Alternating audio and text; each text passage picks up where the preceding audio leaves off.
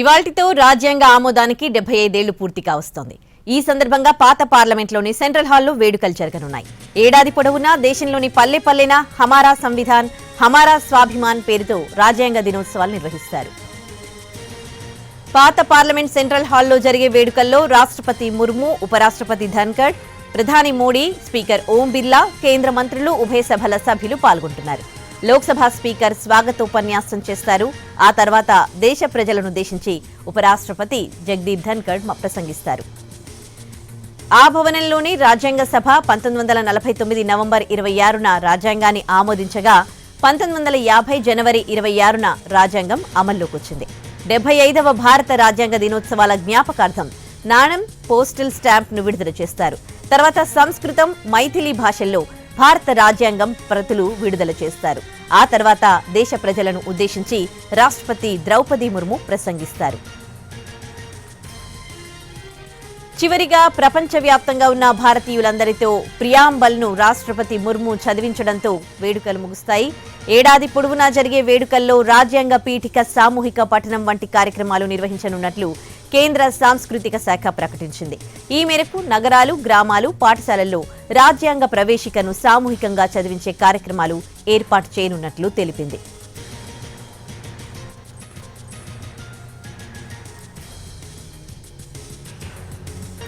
ఇవాల్టితో రాజ్యాంగ ఆమోదానికి 75 ఏళ్లు పూర్తి కావస్తూ ఉన్నాయి.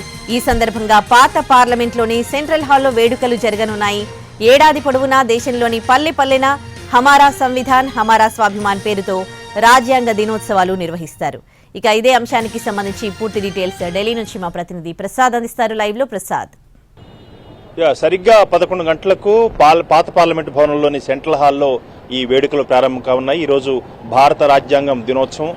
వాస్తవానికి మోడీ నేతృత్వంలోని ఎన్డీఏ ప్రభుత్వం 2015లో ప్రతి ఏడాది నవంబర్ 26వ తేదీన ఈ రకంగా భారత రాజ్యాంగ దినోత్సవాన్ని జరుపుకోవాలని చెప్పి నిర్ణయం తీసుకున్నారు. దీనికి నేపథ్యం కూడా ఉంది. 2010లో ఆయన ముఖ్యమంత్రిగా ఉన్నప్పుడు గుజరాత్లో పెద్ద ఎత్తున గ్రామాన కూడా సంవిధాన గౌరవ యాత్ర అనే ఒక యాత్రను పెద్ద ఎత్తున నిర్వహించడం జరిగింది. దానికి స్ఫూర్తిగానే ఆయన ప్రధానమంత్రి అయిన తర్వాత నవంబర్ 26వ తేదీన ప్రతి ఏడాది కూడా ఈ రకంగా భారత రాజ్యాంగ దినోత్సవాన్ని జరుపుకోవాలని చెప్పి నిర్ణయం తీసుకున్నారు. అప్పటి నుంచి కూడా ప్రతి ఏడాది జరుగుతూనే ఉంది. అయితే ఈసారి 75వ భారత రాజ్యాంగ దినోత్సవాలు వచ్చాయి. కాబట్టి ఈరోజు సెంట్రల్ హాల్లో ఈ రకంగా ఘనంగా వేడుకలు నిర్వహించేందుకు ఏర్పాటు చేయడం జరిగింది. భారత రాష్ట్రపతితో పాటు ఉపరాష్ట్రపతి, అదేవిధంగా స్పీకరు, భారత ప్రధాని వీరంతా కూడా ఈ కార్యక్రమంలో పాల్గొంటారు. అదేవిధంగా ముందుగా స్వాగతోపన్యాసం చేసినటువంటి లోక్సభ స్పీకర్, ఆ తర్వాత ఉపరాష్ట్రపతి ప్రసంగం ఉంటుంది. ఆ తర్వాత దీనికి సంబంధించినటువంటి ఈ వేడుకలు జ్ఞాపకార్థంగా నాణ్యం, అంటే జ్ఞాపకార్థంగా నాణ్యాన్ని, అదేవిధంగా ఒక పోస్టల్ స్టాంపును కూడా విడుదల చేసేందుకు కూడా ఏర్పాటు చేయడం జరిగింది. ఆ తర్వాత భారత రాష్ట్రపతి భారతదేశ ప్రజలను ఉద్దేశించి ప్రసంగించడం, ఆ ప్రసంగం చివరిలో ప్రపంచవ్యాప్తంగా ఉన్నటువంటి భారతీయులందరితో కూడా ఈ భారత రాజ్యాంగం యొక్క ఉపోద్ఘాతం, పీఠిక కానీ ప్రవేశిక కానీ ఏమైనా అనొచ్చు, దీన్ని అందరి చేత చదివించే కార్యక్రమంతో ఈ వేడుకలు సెంట్రల్ హాల్లో ముగుస్తాయి. ఆ తర్వాత దీనికి సంబంధించి ఏడాది పొడవునా కూడా ఏ రకంగా ఉత్సవాలు జరపాలని చెప్పి ఒక ఏర్పాటు కూడా జరిగింది. దానికి ఒక కార్యక్రమం కూడా సిద్ధం చేస్తున్నారు.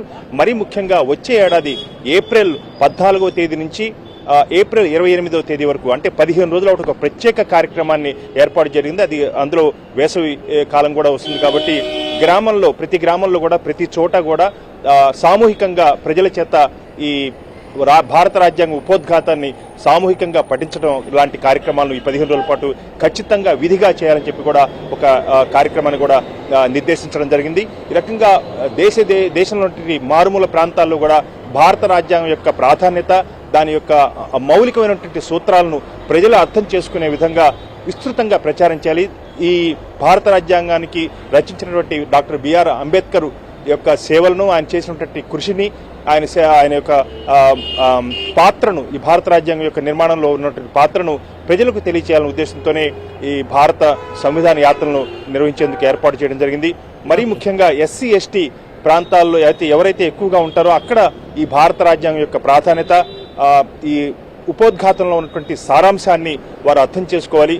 ఈ భారతదేశంలోని పౌరులంతా కూడా సమానులు, అందరికీ కూడా సమానమైనటువంటి హక్కులు ఉంటాయి.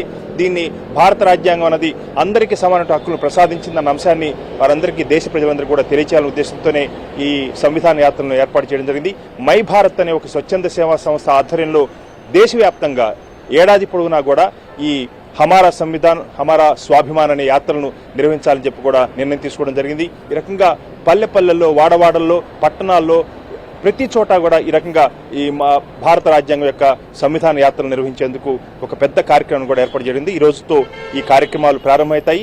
ఇక్కడి నుంచి ఈ రోజు నుంచి కూడా ఏడాది పొడవునా కూడా పెద్ద ఎత్తున భారత రాజ్యాంగ దినోత్సవాలు నిర్వహించేందుకు భారత ప్రభుత్వం నిర్ణయం తీసుకుంది.